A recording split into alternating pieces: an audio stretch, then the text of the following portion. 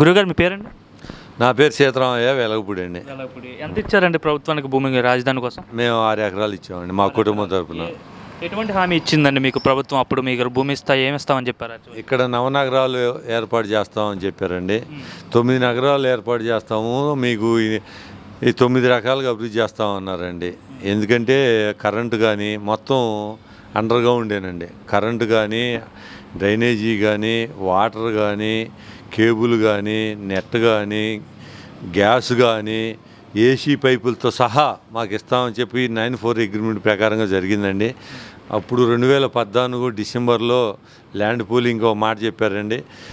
బాబు గారు అన్న మాట ప్రకారంగా మేము ఆయన నమ్మి 34,500 ఎకరాలు 29,000 మంది రైతులు ఇచ్చామండి. రైతులు ఇచ్చిన తర్వాత మా రైతుల్లోనే కొంతమంది ఎన్జిటీలో పిటిషన్లు వేశారండి. పక్కన కృష్ణానది ఉంది, ఈడ కాలుష్యం అయిపోయింది, ఇదంతా వాటర్ కాలుష్యం అయిపోయింది అని ఒక అపోహ తెచ్చేసి 2 సంవత్సరాలు వేస్ట్ చేశారండి. అవన్నీ ఎన్జిటీలో పర్మిషన్ తీసుకొని అన్నీ చేసిన తర్వాత పనులు మొదలు పెట్టారండి. పనులు మొదలు పెట్టిన తర్వాత కొంచెం దాదాపుగా 15,000 కోట్ల రూపాయలు, ఆ 15,000 కోట్ల రూపాయలు 1,500 కోట్ల రూపాయలు సెంట్రల్ గవర్నమెంట్ కూడా ఇచ్చిందండి. ఆ పనులు మొదలు పెట్టారు. మొదలు పెట్టగానే గవర్నమెంట్ మారిందండి. ఇక తర్వాత మారడంతోనే మా కష్టాలన్నీ మొదలైనయండి. ఇదంతా ఇక ఈ అమరావతి అనేది ఒక ధ్వంసం అండి. ఇక పోసిన రోడ్లనేమో తోముకోవటం, అమ్ముకోవటం, పెద్ద పెద్ద వాటర్ పైపులనేమో కట్ట చేసి అమ్ముకోవటం, కంకర కానీ ఏదన్నా కానీ చేసేయటం, అమరావతి రైతుల మీదేమో విచక్షణారహితంగా కేసులు పెడతాము, భయభ్రాంతులు గురి చేయటం, బూటు కాళ్ళతోటి ఇళ్లలోకి వచ్చేసి రైతులని తీసుకెళ్ళటము. ఏ పాపం చేశారండి? రైతులు చేసిన పాపం ఏంది? ఆ అమరావతికి రాష్ట్రానికి లేని రాజధాని అని చెప్తే మా భూములు ఇవ్వటం చేసిన నేరం అండి. మేము చేసినందుకు రైతుల మీద పగ తీర్చుకోవటానికే కొన్ని వేల కేసులు పెట్టారండి. అనేక రకాల హింసకు గురి చేశారు. దాదాపు 200 మంది రైతులు గుండెకి చనిపోయారండి. మనోవేదంతో హార్ట్ ఆపరేషన్ చేయించుకున్న రైతులు కూడా చాలామంది ఉన్నారండి. వీళ్ళందరినీ చేసి అనేక రకాలుగా మా ఎదురుగానే మా కళ్ళ ముంగలే అసెంబ్లీకి వస్తా కూడా మీ సమస్యలు ఏందని అడిగిన పాపాన పోలేదండి. చివరికి వచ్చేదానికి చివరి 2 సంవత్సరాలు కౌళ్ళు కూడా వేయలేదండి. కోర్టు చెప్పినా కానీ మా మాట వినకుండా కౌళ్ళు వేయలేదండి. అమరావతిని నాశనం చేయాలని చెప్పి మేము ఇచ్చిన భూముల్లోనే మామూలుగా దాదాపుగా ఆర్ఫై జోన్ అనేది పెట్టేసి సెంటు భూములండి. మేము సెంటు భూములకి అనేది ఇవ్వలేదండి. ఇక్కడ బిల్డింగులు కట్టి ఏదన్నా కానీ మేము పేదవాళ్ళకి వ్యతిరేకం కాదండి.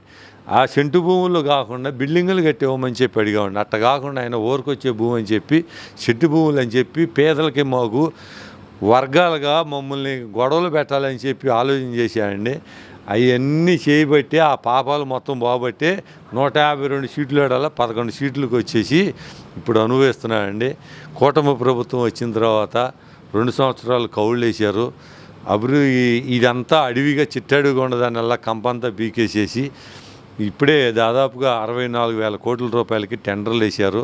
పాలవాగు, కొండవీటి వాగు ఇవన్నీ పనులు ప్రారంభించారండి. ఇంకో విషయం చెప్పాలండి, పాలవాగు కానీ కొండవీటి వాగు కానీ ఎక్కడ బొచ్చి మట్టి కానీ తట్ట మట్టి కానీ తీయలేదండి. కారణం ఏంటంటే ఈ వర్షాలు పడితే కనుక వాటర్ బాగుండి ఉంటే కనుక అమరావతి మొత్తం మునిగితే కనుక ఇది ముప్పు ప్రాంతము అని చెప్పి జనాలను నమ్మించేసి పనికి రాకుండా చేయాలండి చూశాడు.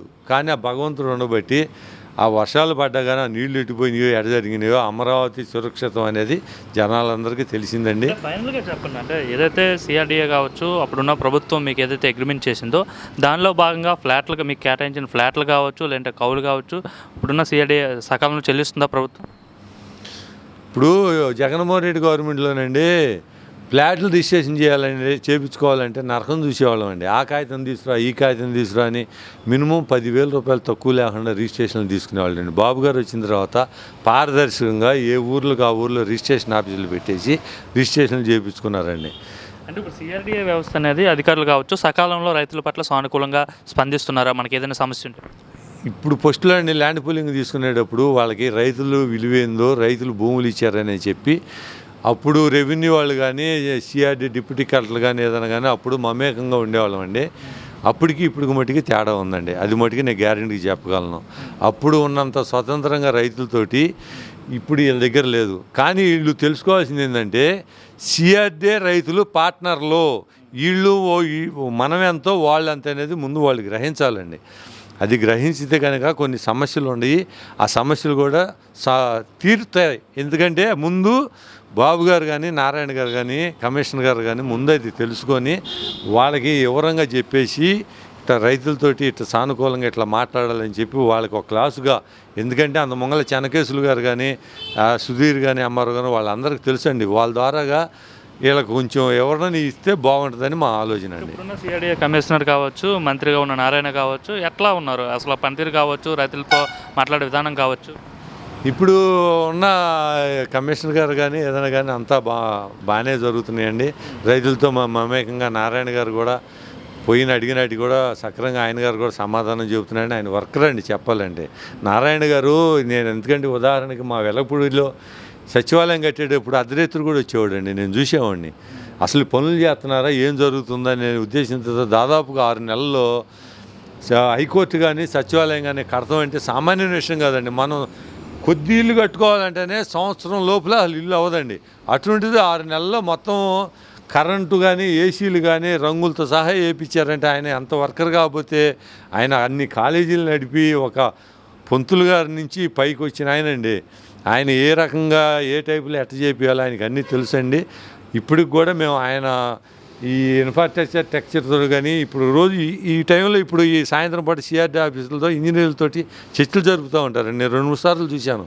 నారాయణ గారు కూడా మంచి వర్కర్ అండి. బాబు గారు ఆయన ఆశలను ఒమ్మి చేయకుండా ఈయన మీద నమ్మకము ఒమ్మి చేయకుండా ఆయన అన్నీ చేస్తారని చెప్పి మాకు నమ్మకం ఉందండి. చూసారు కదండి, మరి ఈ వీడియో కనుక మీకు నచ్చినట్లయితే ఒక లైక్ కొట్టేసి మీ అభిప్రాయాన్ని కూడా కామెంట్ బాక్స్లో తెలియజేస్తూ ఇలాంటి ఇంట్రెస్టింగ్ అప్డేట్స్ కోసం మా ఛానల్ని సబ్స్క్రైబ్ చేసుకోండి.